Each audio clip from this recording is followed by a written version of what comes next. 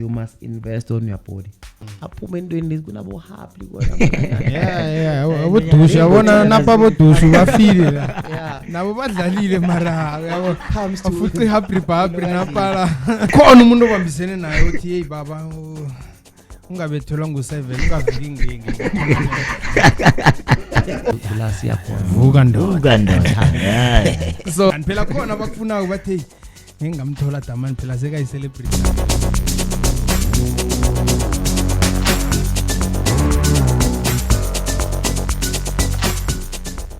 Shabba Fethu, this is your boy aka Kwaxi Sparksy, celeb lang emzini. Ngiphethe u217. How are you doing my brother? Hola bafana. Uyazi siphethe ushukela kasi football sokucoca ngayo waya. Uyazi mfana uyazi.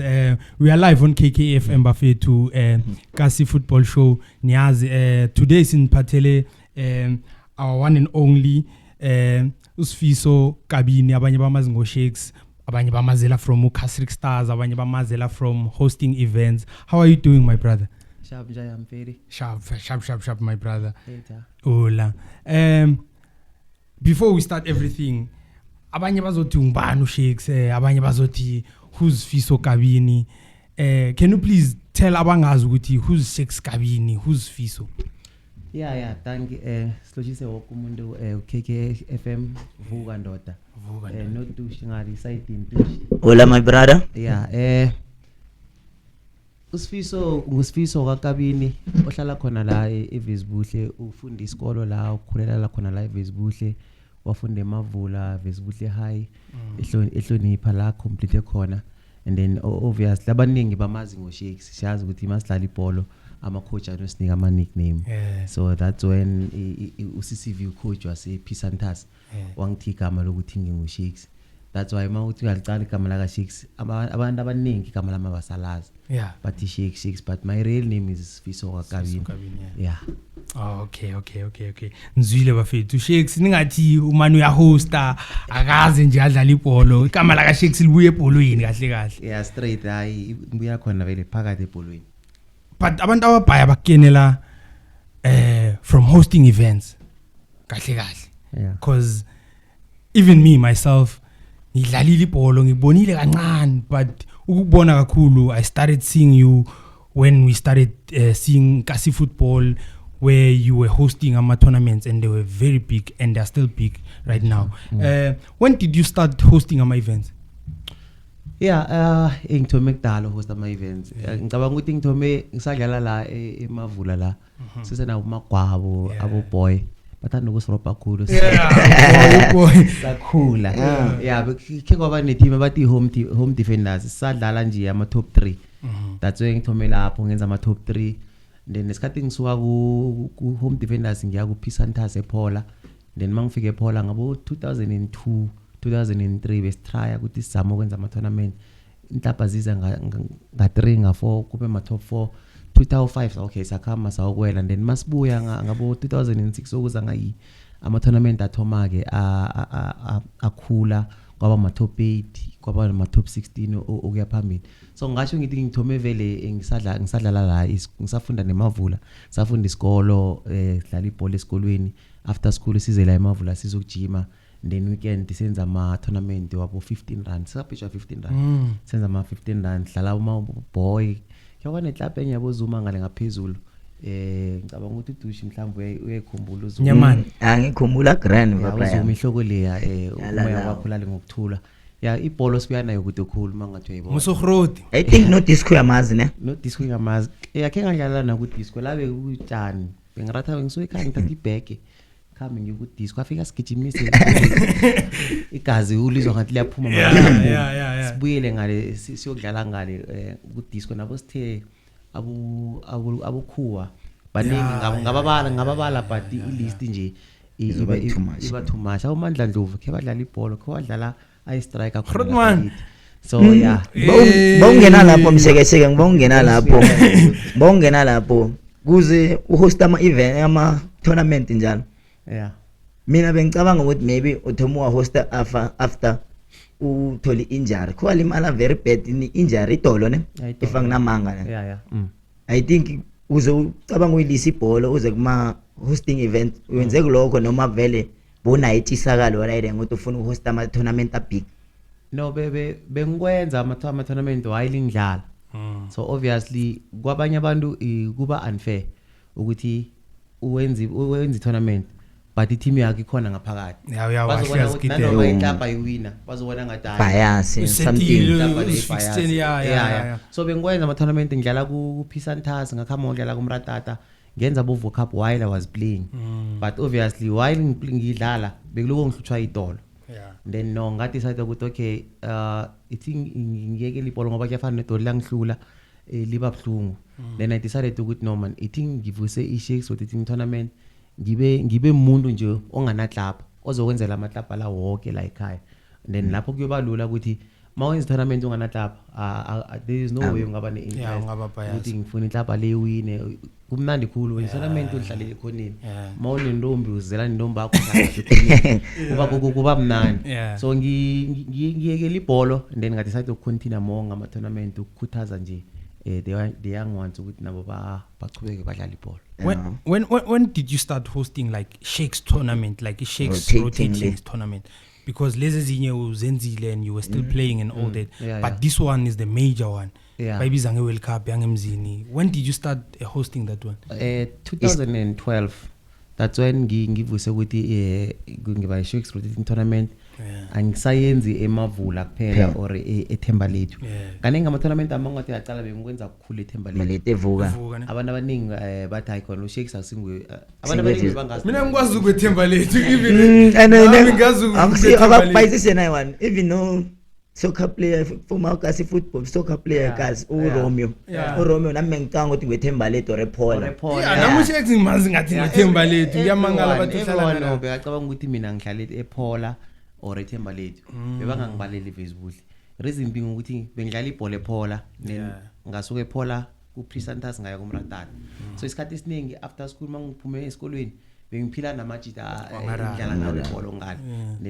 Then ngadecide ukuthi no man ithi ngenze i-rotating whereby each and every team izokuthola ithuba lokuthi i-host a tournament because bothola siba sevuka siba ku Sun City Classic siye ema-ground in light 2 and then la ama-community meaning wonke mele ezelapha. So ngabona ukuthi no man ayikho fair ithi ngenze i-rotating tournament whereby izo-accommodate wonke umuntu the whole kwaNdebele everyone akhona ukuthi kube nebholo ku-community yakhe.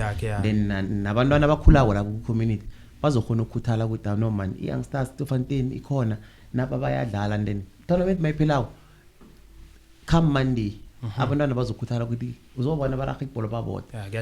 Kuyatsho ukuthi into ebayibonileko emavula or evuka ibakhuthazile. Okay. Siyabona uya host and you are growing up khona amanye ama tournament abahostako. Who motivated you ukuthi yabona ningafana na Daman hosta like legit tournaments like nami ningafika la ngizoba grand. Singathi mhlambe abone bank siyabona ba se hostwa nje ma sponsorship, but is there any specific person ukuthi lo nguye wangikhuthazako or wangimotivate ukuthi hayi man yazi ungaphusha la ide ngiyapusha? Esuboni kwaNdebele ayithanda ibhola and isikhathi esiningi kwaNdebele is not being recognized when it comes to football. So mangiloko ngihleli ekhaya ngibukele abo Maimani Phiri Feelings Games ama tournament nje bawabukela eTV. Abantu bahlele emakhaya bawabukela eTV. Bayatsho bathi iphupho lomuntu alifa umuntu asaphila. Mina isifiso sami and ama tournament angikhuthazako ama tournament abo Maimani Phiri Feelings Games whereby kuza ama scout abadlali babonakala eTV bangazibukela abanye babukele bona.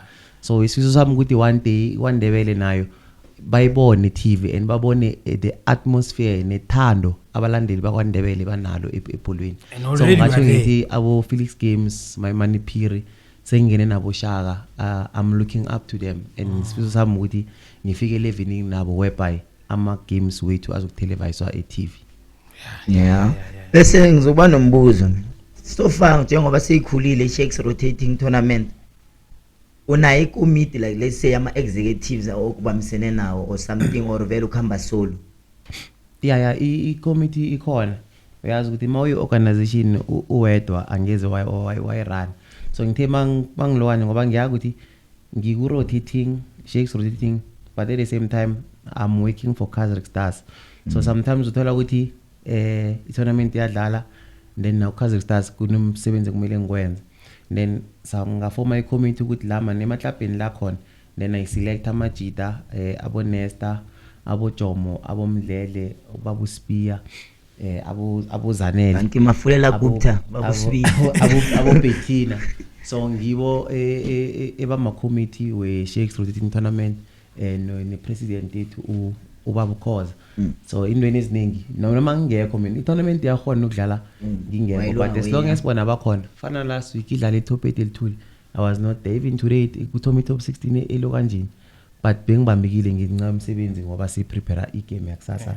eKaizer but idlala i-tournament e-B1 because i-committee khona ya ngiyakuzwa kunenye question ukwakusikade ngihlalele noma sihlele ejarden ene mina nginayi answer khona mara ngibanga ngathi yena uzokostazibuzela and baningi nawe uyovana ubone lawo hostile la i-World Cup yangemzini yethu le Easter tournament baningi ababuza ukuthi okay so usona so siyabona kumnandi kunani kwakusizoyibuza ore ngimbuze hayi bengithi vele ngifuna ukuyakile one would say the more we are via you're hosting since 2000 and something and as a person obviously you can't be doing something without gaining anything. One would say, how do you benefit from everything? Like is there any sponsorship that specify ukuthi mina I'm gonna benefit from this one apart from my team utatholani? When what is that you getting from hosting or you are doing it for fun?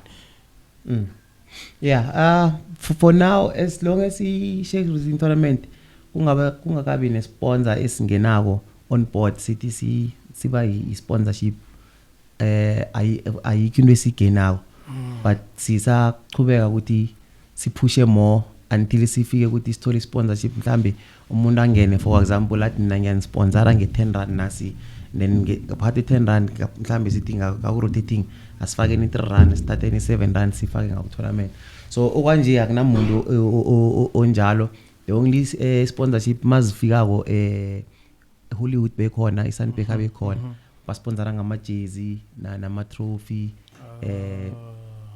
esisibonile ama-kit bekakhona but for now we keep pushing ukuthi sibone ukuthi angeke sathola i-sponsorship then once sithola i-sponsorship everyone will benefit I'll benefit and then the community i-committee nayo izokhona ukubenefit but for now sipusha nje ukuthi sikhona ukufika so all of this sponsorship like akekho noyone othi hayi man this one akusinge tournament let it be 10,000 this is for you for hosting no for now akekho ozile what no this is for you 10,000 no the only mhlambe imali esingayithola i-petrol fee ukuthi ngifike ema-ground i-provide ama teams makube mhlambe i-tournament i-2.3 then bathi lama 300 la yiwo petrol fee yeah then abo referee masidlala each and every team ikhipha i-200 nge-half time so bazibhatalela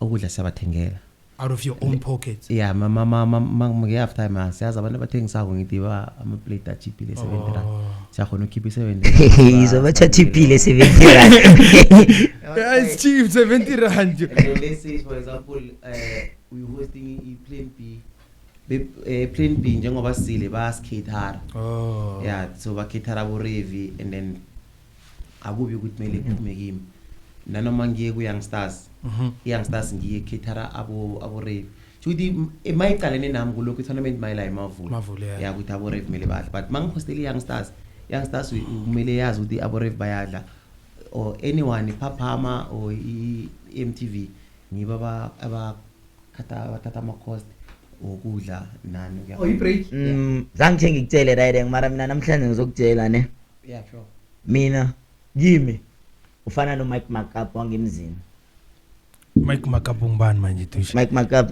mfana one of the top agents football agents angithi ngimkeni mina ngifuna uzwisisa ukuthi Mike Makap ngithi mhlawumbe ibillionaire so far solo kube na this tournament wakho mina sengazi few ama player athethwe nguwe from la eBhucwini wawasa ku Top Flight Football. Yeah. I can name Yeah. Coming uKido umuntu oselimini amalanga la national team player. uKido mina ngithuma umazi ngawo. Khoba chazele ababukeli ukuthi so usengake ama player ku Top Flight Football or labo sobazamile wathi intwana yami ngizokuthatha sambe sekuma trial and stuff. Bangitshele net abadlali obenabo under yo rally. Yeah, obviously masenza i-tournament omunye angathi mhlambe siyenza for fun. Simane siyadlala nje ama tournament then isinikela inhlaphi bayibiza ngekomo. Sinikela inhlaphi imali ewinileko. But at the same time ukuthi sipromote intwana lezi ezidlalayo ukuthi sizithathe sizikhuphukise sisephambili. Ika-2 kunama player akhulile ngaphakathi kwe Shakes rotating tournament. Akhulileko adlala ngaphakathi kwe rotating. Then namhlanje adlala ku PSL or amanye adlalile uThemba Ndlovu badlalile ngaphakathi kwe tournament yami. Badlala then bathola ama exposure bakhamba yaphambili. Sibuso Mbonani weKwaga naye udlalile ngaphakathi kwe tournament. Spugatsha bekabizwa njalo ne Spugatsha. Sanele Phansi udlalile ngaphakathi kwe tournament. Up until namhlanje udlala ku Stellenbosch. And then kuba nama player layo engiwathethe ukuthi wena your talent izophelela la ngimbambe ngehlanza ngithi asikhambe uyokudlala ezingeni eliphezulu. The obviously umuntu oselimini nguKido Mukwani. Aba ukuthi nguyo oselimini ngoba udlala eTunisia as we speak. Ngamthatha elo kanjini tournament nami ngamtshela ngambiza ngathi ntwana you are so talented then ibhola lakho lizophelela la emakhaya. I was a team manager ku Platinum City Rovers. Then ngamthatha ngambamba ngehlanza ekseni ngamthola ngamthatha ngamsa ku Platinum ngamsigna then sadlala iNetbank nesikhukhune. He only play for half a season ngithi ku Platinum then isikhukhune samsigna. Then kunabo Pelvis Matontsela Ntokozo Mthweni Thabang Rakwena abadlalileyo ngaphakathi tournament then sakhona ukuthi ngibathathe bayodlala e-league nephezulu. Bakhonile bontokozo ukuthi first professional contract ngibasayine ku Platinum Rovers. Namhlanje untokozo ku Venda Football Academy. Pelvis udlalile ku Platinum City Rovers. Unfortunately nje akasana nando bachazela ababukeli phela yazi nawe uthi Pelvin bacaka bamazi ngoteko abaningi bamazi ngoteko.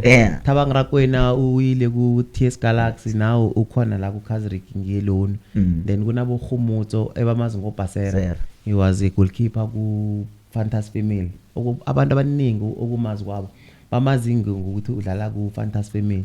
But ngokudlala ngaphakathi kwe tournament eyenziwa iShakes rotating tournament he get exposure ukuthi athole contract neCasrick Stars. So baningi nje ama player akukhonile ukuthi adlale ngaphakathi rotating then aphumelele. Namhlanje adlala ku professional ranks or semi professional ranks. Obviously masenze tournament asenze ukuthi siphelele la emakhaya. Siyakhona ukuthi mawumnandi ngiyakhona ukuthatha ngithi no ithi ngiyokukhulumela phambili or khambi ngamatrial ngoba kubanzima ukuthi wena ungudushi uthi mina ngithatha ibheke ngiyakhamba ngikutrial. Or bathi kwenziwa ama trial yokuza abantu abayi 100 mara 30 minutes mangithatha mina ngithi nangudushi kuzoba ngcono bazokunikeza uzotraina nesichema than ukhambe ngamatrial. So i-tournament na mayiloku ikhona ngiyafana nokuthi siyascouta sibukele mara mawumnandi siyakuthatha sikufaka ngaphakathi kwesichema ukuthi nawo ukhona ukuprovide ifamily yakho. So apart from you akhona like amanye ama scouts ukuthi whenever you hosting are there any specific scouts ukuthi bazele nje ukuzobona ukuthi are there any players esingabathatha sibayise maybe kubo Kazrick bo TS Galaxy because ma team wala locally. Ubaba uBax Mthombeni uBhago abaningi bamazi ngoBhago. Makazile ku tournament umuntu makaze ebholweni vele uyeza azokubukela ibhola but at the same time uhleli lapha njenge scout. Kunabasana abaningi abathetheko namhlanje badlala iprofessional football uBax abathethela emakhaya.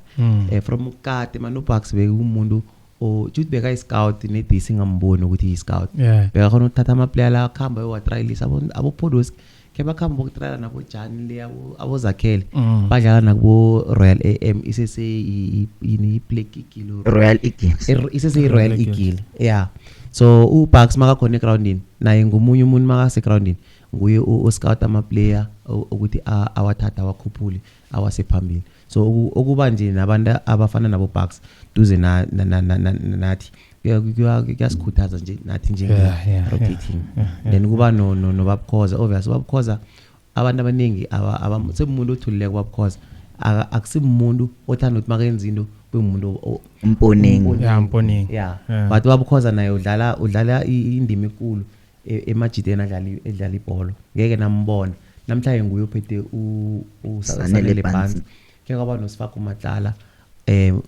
uyazama ukuthi ama player mude aye phambili because he's got connections nama team owners amaningi okay so wena awunayo direct ukuthi ungaba ngiagent ngicabanga ukuthi thana ngathi mina mangikhulako ngibe agent ngabe mhlawumbe ngifana nabo Mike Makap lo omchoko abaqala mase abo Kilo Mukwana nganje ba manager ngimi but zangi ngibe nayo into leyo ukuthi thana ngiba iagent yama player wena abantu abaningi bebangitshela ukuthi ayikhona shikisona thana uba iagent abontokozo untokozo ungibiza ukuthi wena uagent am but siyazi untokozo uphethe iCream Sport but bamthethe khona la kimi because ngakakhamba naye bamthatha khona la edlanzini zami so yeah ngakhula zangaba nepatient yokuthi ngibe agent but yeah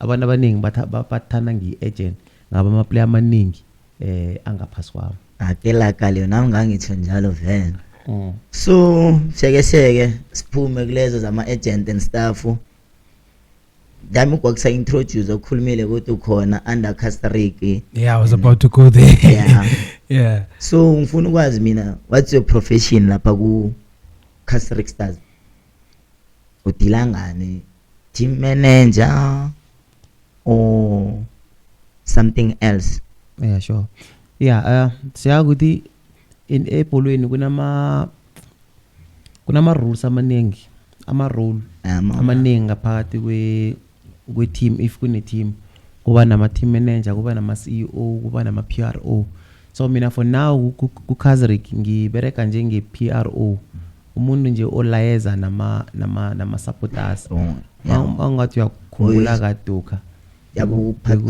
kuba nabo phathi komafani middleman between isichema nama supporters ama supporter makani nililo khalo phathwa nguweze kibo yeah mina I'm the middleman to ama supporters then obviously sina reserve team khona ku Casteric edlala iSAP and then lapho ngi-team manager intwana lezi zincane sizama ukuzigruma nazo ukuthi i-first team ibe ne development if mhlambe sifuna ama player ngoba siyazi ukuthi iligi lesidlala ku Motsepe Foundation ifuna ukuthi sibe nama under 23 ngaphakathi kwe line up so ukugruma ama player masemancane kuba ngcono kunalokho ukhambe ukufuna ama player kuma trial player usawul thoma ulakhi so kune reserve team last jima kusakhona intwana lezi ezincane then come next season kuba lula ukuthi start player maybe promoter 2 or 3 to a first team then siyakhamba ukuthi angaphandle siyokubhuruja sibafaka ngaphakathi campaign yeah uthome nayo ne from scratch Casteric noma there was this team babies ankhona yini FC Palmaros ne yeah Casteric ibuya kude ngicabanga ukuthi iyathoma vele kuyiPalmaros ubaba uBucks ngaba ne team no Ian Palmer the late Ian Palmer yeah umoya wakhulale ngokuthula ngabe kuyiPalmaros and then sasuka lapho ngo2018 sathola uBucks wakhona ukuthola ama partners no baba bakwaMukanzi ifamily yakwaMukanzi then bese sa change ke saba yi Casteric Stars ingakho namhlanje ku Casteric Stars ithome ku Palmaros then bese ya change yaba yilo kanje yaba yi Casteric Stars abantu abaningi bayazi namhlanje ku Casteric Stars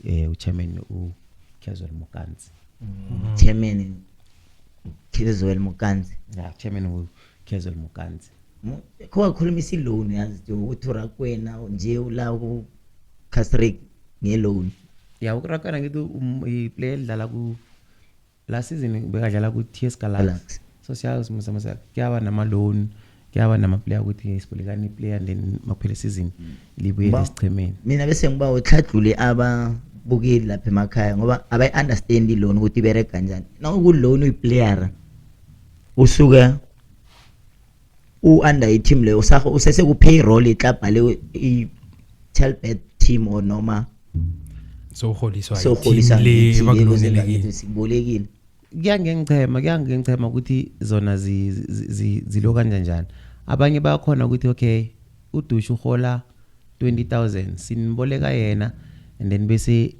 nikhipha 10,000 sikhipha 10,000 kuba udlala ngapho ngakini then ngoba mhlambe ngapha ucoach akasise emaplanini banimboleka yena iplayer ukuthi nandi player nina khiphani imali yafu nani nikhipha imali yafu then bese adlale ngakini then makuphela season uyabuya adlale ngapha kaningi vanubona iSundowns beyithanda ukuthi ama player abo akadlala against bona because obviously bayawabhadela while akusikhukhune or akusuper sport then mabadlala against bona bonakala ngathi normal yasidla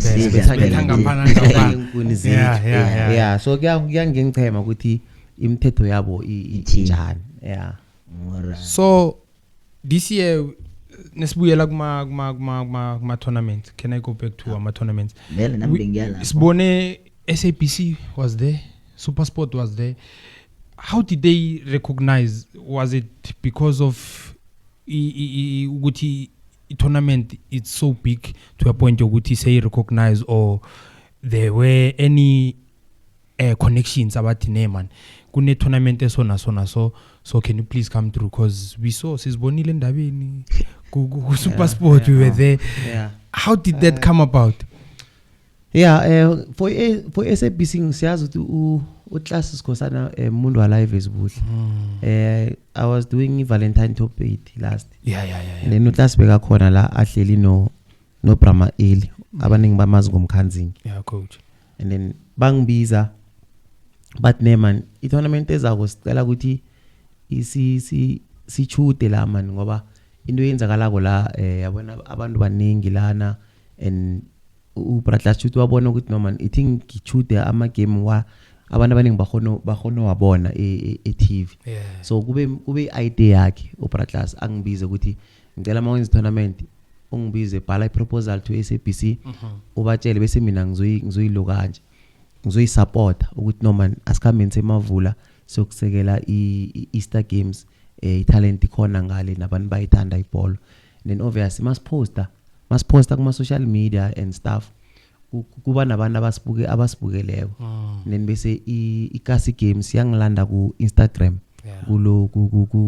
ku Facebook then ngiyacabanga ukuthi obviously ne KKFM idlale indima enkulu ngokuba khona because obviously they were active ku social media platforms then bakhona ukubona la weKasi Games man but no man sibona ngathi kunama games la eMpumalanga and nathi siyathanda ukuthi sizokushuta ngapha sabantu abachuta ama-Kasi Games and then basho ukuthi kunefee bayifunako and then ngakhuluma no Baba Ukhoza then Baba Ukhoza wakhona ukuthi abhatele ifee bayifunako ukuthi beze ngapha bazokushuta ama-games and obviously ukuza kwabo ngapha bazoshuta ama-games ukusinikeza exposure everyone now uyayazi i-shakes of the team uyazi i-atmosphere ekhona emavula or ikwandebele yonke okay alright ngiyakuzwa so njengoba ungushakes so uhost ama tournament la wena from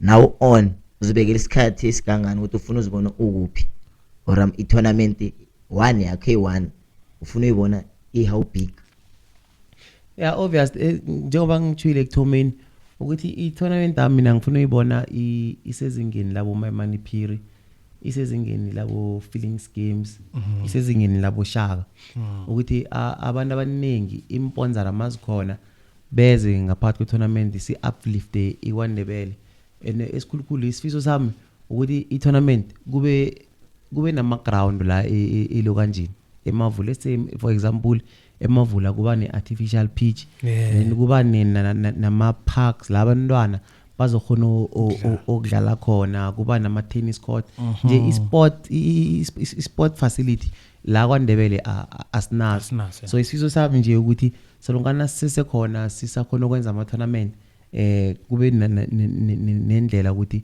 how do we grow these young ones, ukuthi laba abakhulu mabalisa ibhola then laba abancane sibakhuthaza ngani. So isifiso sami ukuyibona ile kubo My Money Phiri, ukuyibona idlala TV live, bangasenza ama show bayibone 30 minutes, bayibone isuka bathi Magwabo udlala neMTV eMavula, bayibukele live. Umuntu aseJozi azanga khona ukuze eMavula mara ayibone ku 209. Okay, so you're not only hosting like a tournament yeball, vane ngibone nabantwana netball. Yeah sport amashambula ngiyakwazi. Ngibona nginobona amashambula ngithi yabona no izinto netball sinayo and then sine league. Abantu abaningi abazi ukuthi sine league netball edlala every Sunday, idlalela lapha eMhlanga njengoba musa ama village amaningi akanawo la kudlala khona netball. So le kwaMhlanga akhona ama netball court every Sunday, netball iyadlala. So ngaphathi kwe-retweeting asibandlululi netball ikhona, and akusi netball kuphela, siyafisa ukuthi kube namanye ama sporting code abakhona.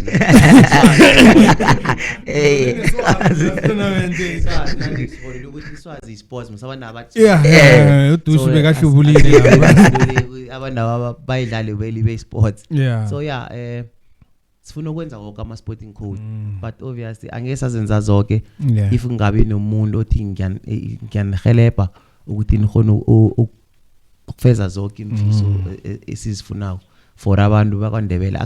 Asingiyami tournament ngiyethu sonke, ngiyawa amaklapa la ngaphandle kwabalandeli nama chairman akhona, there's no sex rotating. Ngiyabuzwa ngeke ngikulise lengingakayifake phezulu kwe-conversation yethu. Kunenye World Cup obani uyenze, let's say World Cup atsho yethu le i-World Cup yangemzini, Club World Cup le Easter tournament. Okune FIFA World Cup nodo le. Usese involved kiyo noma senginabanye obachileko lapho? I-Bucks Goodwill Games yathoma ngo-2011, i-sponsora nguBucks Mthombeni. Idlalela iBhokonoto i-World Cup yangemzini. Unyaka lo yenza 12 years ikhona. Ngiyo i-tournament ebhadala imali eningi, ibhadala 100,000 last year 2024. ibuya kuba Bucks imali noma kune affiliation. Ngathi kune affiliation fee imali khona mawuyenza 112,000 imali ama affiliation. Then the first prize iba 100,000, too much. I-second prize iba 45, i-third and fourth abadliwa kusemi-final bathola 15,000. Overall money yonke yenza 170. Ngaphakathi kwe-tournament leyo kusesenama masters under 21, netball under 17. I-tournament ekulu la kwaNdebele. So ukuphendula umbuzo ngisesekhona ngaphakathi kwayo, ngime engihlelako ngaphakathi kwe-umbrella ye-Shakes Rotating Tournament. Ama-tournament amaningi angaphakathi kwe-umbrella ye-Shakes Rotating Tournament. Ungaba ne-Douche Cup mara wazi ukuthi iyenziwa i-Shakes Rotating Tournament njengale ye-Plan B under Shakes Rotating kama tournament under Shakes Rotating Tournament. Awudli imali uDouche usenza i-discount umbuzo munye wama-fan lo vele kimi lo ngwama-fans wama-tournament akho lawo weVezibuhle ayabuza ukuthi enyakeni la ama-tournament abakayingaki eMavula wakho? Enyakeni ngicabanga ukuthi iba kayi-3 eMavula. Kuba yi-top 32 i-Easter Games, and then kune tournament yangoJune obasimukile winter. Unyaka lo le mogodumo ne yenziwa yenziwa imhodumo baye bawile ukuthi man nge-Winter Spar nize ngapha so kuba i-birthday tournament le i-top 8 i-birthday tournament and then kuba i-community games evane sivale ngayo and then sichinga ku-basketball games. Community games iba lapha kubo August November man. yeah mase vele kusondele i-basketball games so ngasho ngithi i3 unyaka wonke 300 nabo bazwile phela vane bangihlalela inbox nami ngine abalandeli la unombuzo wabalandeli bathi phela nowenza izinto eziso well kuno Adam no Eva khona umuntu obambisene naye uthi hey baba ungabethelwa ngo7 ungaviki ngenge ori khona uthi angiyazi vele bano lapho kuhle njenganje uyothi angiyazi ku KKF umlingani phela khona abakufunayo bathi ningamthola Damani phela seka celebrate la ngemzini alright right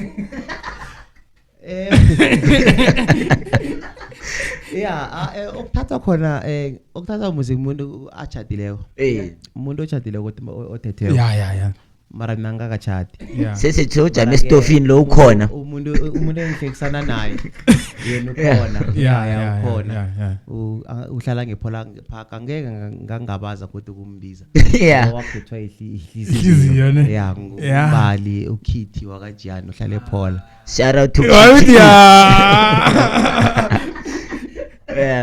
hayi juthi sebazwile bebaqalile ukuthi hayi ningamthola ngesayidini ngiyomjuda babambile ushele no ayikho ukhona ya mara ngacha ukuchata kona ngachati but ngitshele ngithungise ngisengore ngizama ya basitshele sithungise ukuthi KKFM ngithungise madoda nonke lapho nivele ya siyasondela umvezi amluza bangigwatela uyangibuza la mbuzo wakhe yazi my producer mbuzo wakho lo uthini yena yazi uthini ucophise kumbuzo lo uncophise ngako emshekesheke yeah uthi if kune player elibukeleko mhlambe ore elinephupho lokudlala ibhola at the professional level angayithola phi i-exposure noma khona i-process ongamenzela yona mhlamunye ukuthi adlale professional kahle you are trying to say yeah what's the process, are you available for any young players who are trying to be there?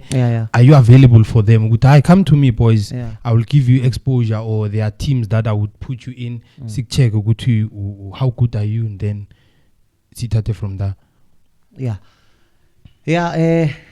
Noma mhlawumbe ngiyazikhambela kune tournament edlalako ngiyajama ngiyabukela if kune player ngilibona ukuthi aleli liphethe talent then ngiyakhona ukulithatha then ngizame ukuthi iTS Galaxy siya ukuthi i-team yakhona la kwaNdebele and ese ingcono khulu kunathi ngaphakathi kweTS Galaxy kune MDC kune under 19 kunama under 17 kunama under 15 so kuba ngcono and kumnandi ukuthi ubaba uTeam Sokazi umuntu okhulumisekako ngiyakhona ukumfonela uyayidobha ifoni ukuthi kunomsana omncane man njengoba mhlambe nini team under 15 nini under 19 ngiba ukuthi umsana lo mhlambe eze azokulinga ichudu kunesawumthweni abantu abaningi esawumthweni ngicabanga ukuthi bayamazi nanoma sebamkhohliwe uEggs ohlala eThemba Lethu ubereka nje kabancane ku TS Galaxy under 19 na ku MDC uba khona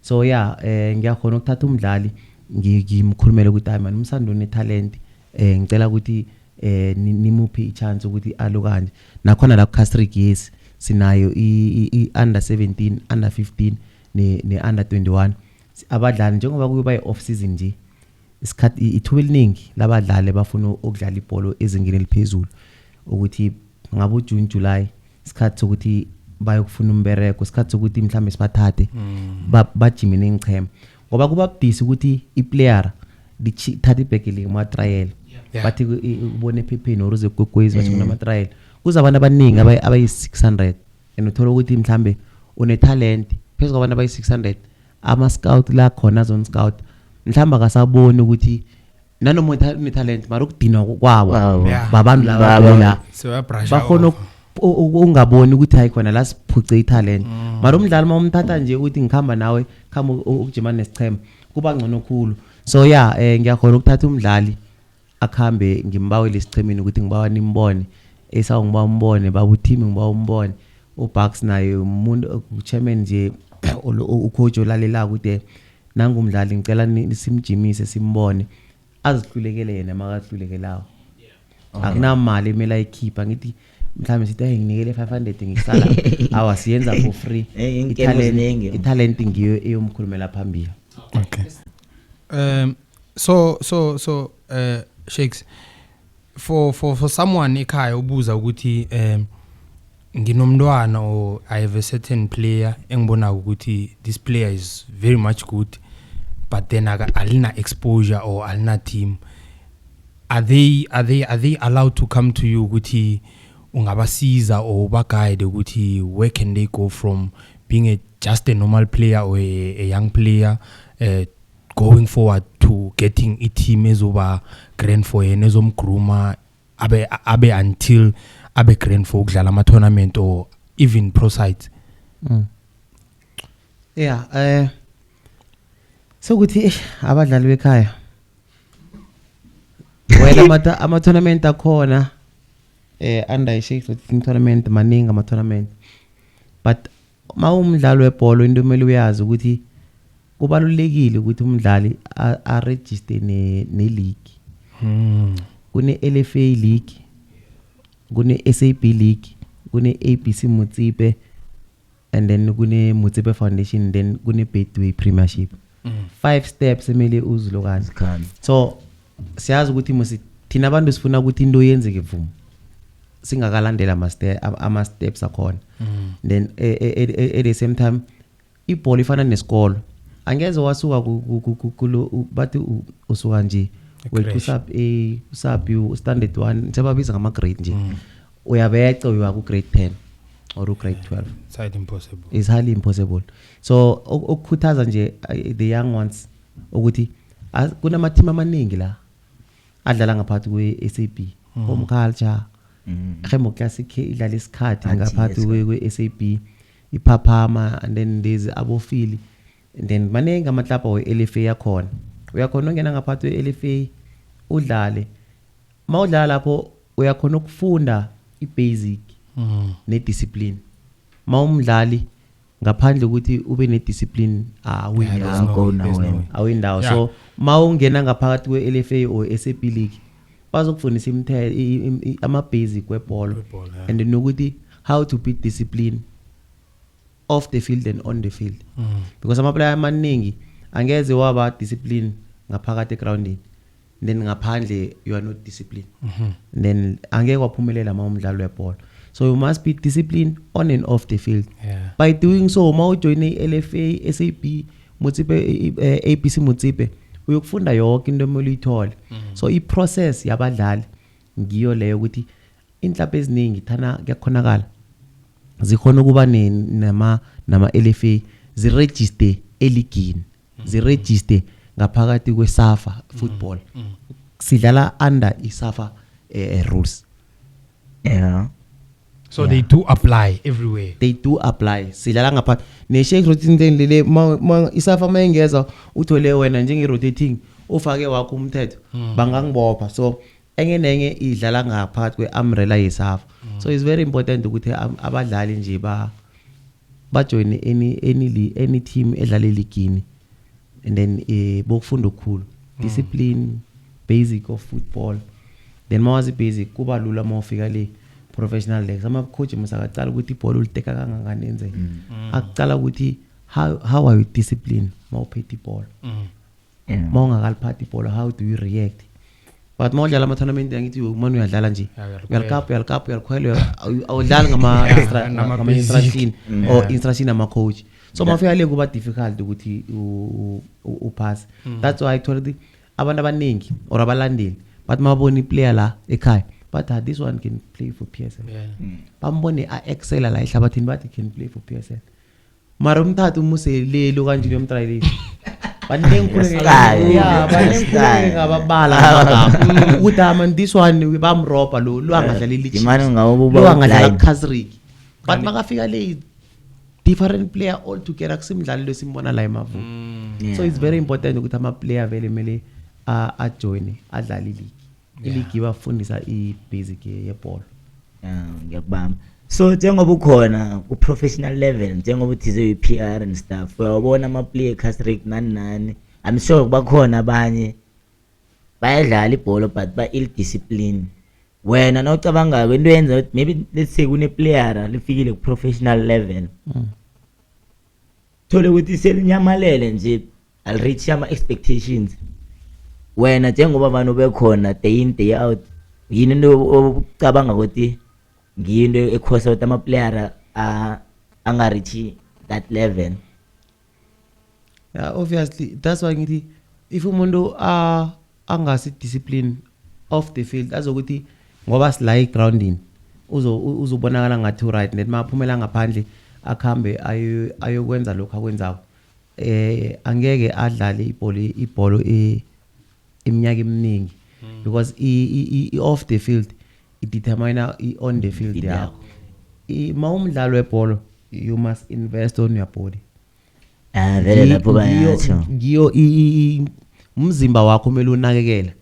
Angithi abanye bayakhamba bereko omningi abanye bayakha abanye benzeni but now umzimba wakho uyibhola so mazokukhamba uyostraff umzimba uzlalela ngabo 2 ngabo 6 bese ngabo 7 batsho ufuna udlala ibhola it's highly impossible. It's highly impossible so kuba ngcono ukuthi umuntu invest emzimbeni wakhe aphume entweni kunabo happy abodusha yabona napha abodusha bafile la nabo badlalile mara yabo afuthi happy napha umusa sekakhohlela lapha ngiyakubamba. That's why phela mhlambe bathi umdlalo uyile groundini ungazi uyiswe yini qolekile into lezi sizibhema asa ukuthi zi affecta kangangani emzimbeni. So ma umdlalo webhola firstly you must make sure ukuthi you take care of your body because ngiyo letha okudla etafuleni ngaphandle kumzimba wakho awunambereko. Amara maybe bayabona nje abadlala abakhula ukuthi ngoba il discipline awulungi napha bosiphumbule yabona kwenzakalani balilanga nge-discipline kodwa ayikho and stuff. So angiboni mina kanje ukuthi kusese nomdlali engeke afunde entweni eyenzekako nje. So back to indaba yama tournament abanye bathi thina siyabandlululeka shem ngoba sibafazi and nesicala kwakhona ama league wabafazi. Does i-Shakes rotating tournament include maybe ibhola yabo mama so specifically not netball but football? For now asinayo i-women's football but mangenza i-World Cup i-Bucks Goodwill Games ngina i-tournament ye-women's football and akhona ama-club ma umuntu othi mina ngingudade ngifisa ukudlala ibhola kunama-club engikwaziyo ukuthi la matlapa la akhona dlala before ngishekeshe uceda lapho it was this tournament ine la emavula ye-Easter khona la batembe kudlala khona i-game cutting razors mara ngishangula ishwanginyana nami ngibona ishwangi hey abodade namunye umntanzana bekadlala la uhle nabo wena uyamazi wathi yena ubawa neti fana nathi abo DJ ni sithi sibawa islot bomcalile nedusha bekamcalile udusha baba athi nikelani ishwangi ngiyamazi akatadala ngakuthembisile masters ngiyamazi ukutata odlala ibhola ngoba azikhona ingchema nje zabodade odlala ibhola nala number 1 ke bekune 2 touch ngaphakathi ukufa kufikile ngaphakathi kweSasol khona enye iPisantas yabendazana lapha ithemba lethu mangathi uyakhuphuka ithemba lethu kune ground ngaka left before ufika lapha ku esikoleni sayini private school eza no esikoleni mawukhupha ngendlela iphuma private kune ground on your left kunabendazana nje abadlala ibhola so ingchema zikhona wanesiba hosting ngoDecember mara ngaphakathi kwe-Shakes rotating tournament sengakabi ukuthi mhlambe sibenzele ama tournament so ngicabanga ukuthi njengoba iboya ukuthi iba ibandlululo ngicabanga ukuthi into kumele si consider ukuthi nayo nabo ke sibenzele ama tournament badlale bangabonakali ngokusupporta kuphela bathi bangaphandla bababukela ibhola nabo sibenzele especially nalabo abancane abasakhulako under 15 under 17 nje mina isifiso sami ukuthi kube nama tournament la amancane ke kube nama under 15 under 17 laba cool nabo ke babukele laba abancane because sizokuthi sifuna ukuthi kube nekusasa but thina sihlalisa abantu abakhulu laba abancane bahlezi babukele and then akukho la si promote khona for future duty policy ayibulala. So Bramsheke, the time tournament iphela yazi mara ngithi nasikhuluma khona khona lapha ama tournament ina but benginamahlebizo ukuthi batho nyako zako we are planning to make it bigger, top 64 or something like that. Yeah, sure. Is it true or false? Yeah, obviously the more sense ama tournament the more schooler, the more sifuna uyibona tournament ikhulu yaphambili. So it's true 2026 i-tournament yaku 64 wethathunyaka wonke musile kuyoba i-top 64 i-poster khona izokuphuma nje ngabo June just after i-birthday tournament yami kuzophuma i-post ye-top 64 kunama sponsorship akhona actually ukuthi azongena ngaphakathi kwe-64 and then no masipala wethu Thembisile he promised ukuthi uzongena sibambisane sibone ukuthi how do we encourage youth le ukuthi iphume ema drugsini because we always preaching ukuthi kunama drugs kunenyawo phela before we bayabhema abantwana babhema enyawo phela but ayikho into esenzako ebenza ukuthi bangayi lapho so ngiyinto emele sizama ukuthi silwe nayo khulu ukuthi how do we prevent abantwana abangayi ema drugsini la bese bayileko okay baza kuya kuma rehab nani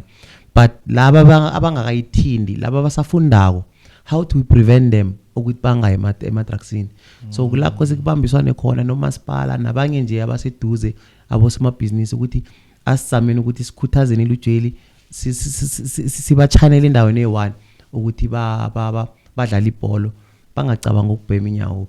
So next day it's a big one, top 64. Ngiyabonga my brother ngona leyo enetmele sithole sibereka yo. Yes. All right my brother. Many question ebemele sikubuze Elias. Let mina ngifikele no so. Yeah, sure. Ama disadvantages ohlangabezana nawo now host ama tournament kuba yini? Yeah, siyazi mesti umuntu awaneliseki.